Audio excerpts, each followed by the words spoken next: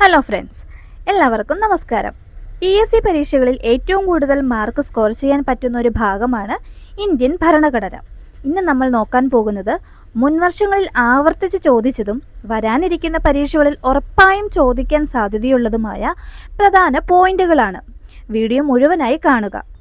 Channel ആദ്യമായി കാണുന്നവരാണെങ്കിൽ like ചെയ്യാനും ഷെയർ ചെയ്യാനും സബ്സ്ക്രൈബ് ചെയ്യാനും ഫോളോ ചെയ്യാനും മറക്കരുതേ.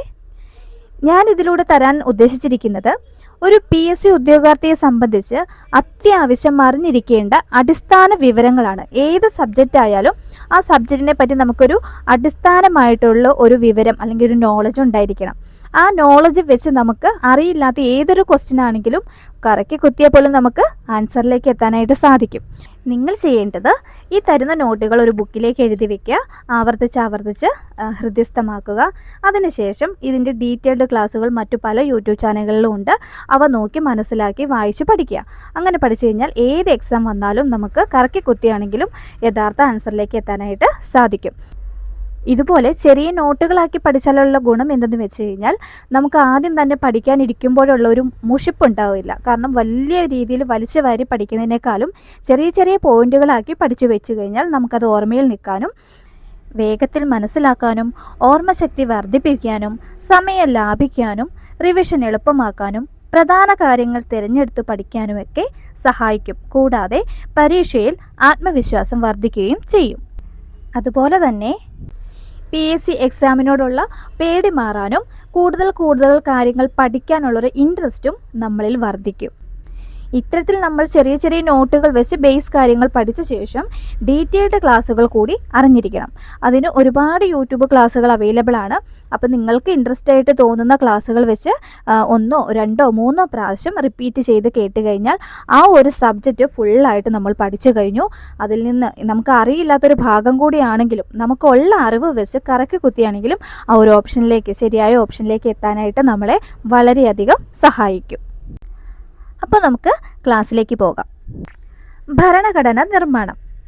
ഭരണഘടന എന്ന ആശയം മുന്നോട്ട് വെച്ചത് 1934 MN റോയിയാണ്. നിർമ്മാണ സഭ രൂപീകരണം 1946 ഡിസംബർ 6 ഭരണഘടനയുടെ നിർമ്മാണ സഭ രൂപീകരിച്ചത്. ഇത് ആരുടെ പദ്ധതി പ്രകാരമായിരുന്നു? ക്യാബിനറ്റ് മിഷന്റെ പദ്ധതി പ്രകാരം. ഇതിൻ്റെ ആദ്യ സമ്മേളനം 1946 ഡിസംബർ 9 എവിടെ വെച്ചായിരുന്നു? ന്യൂഡൽഹിയിൽ വെച്ച്.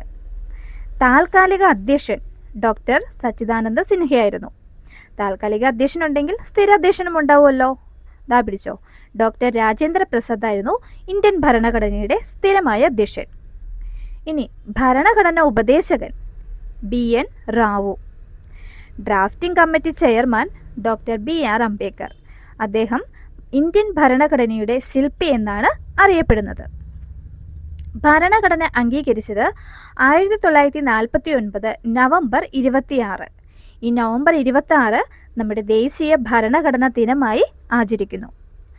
ഭരണഘടന നിലവിൽ വന്നത് 1950 ജനുവരി 26, അതായത് ഇന്ത്യ റിപ്പബ്ലിക് ആയ ദിനത്തിലാണ് ഇന്ത്യൻ ഭരണഘടന നിലവിൽ വന്നത്.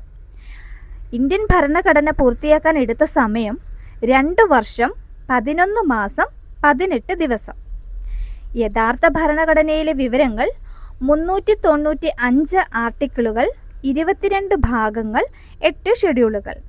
നിലവിലെ വിവരങ്ങൾ 448-ലധികം ആർട്ടിക്കിളുകൾ, 25 ഭാഗങ്ങൾ, 12 ഷെഡ്യൂളുകൾ. അപ്പോൾ ഇന്നത്തെ ക്ലാസ് എല്ലാവർക്കും ഉപകാരപ്പെട്ടെന്ന് വിശ്വസിക്കുന്നു.